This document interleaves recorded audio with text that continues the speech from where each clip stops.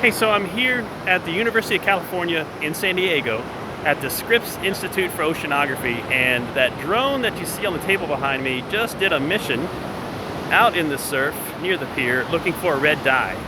Now what's interesting about that drone is it has a sensor on there that essentially can break a light wave up into about 240 different channels. That's like your eye can see red, green, and blue, where this can see about 240 different colors. So it's like the difference between a ZZ Top concert and a New York Philharmonic concert. You know, the number of instruments equating to the number of light bands you can see. So the goal here was to go out and detect a dye that's out in the water for like a lost swimmer or rescue operation, and using this hyperspectral sensor to detect where emergency services are needed. So great day to be out here in San Diego.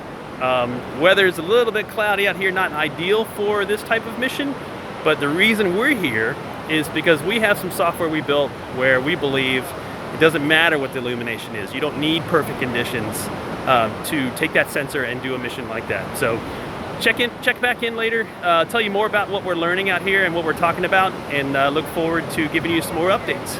Thanks, bye.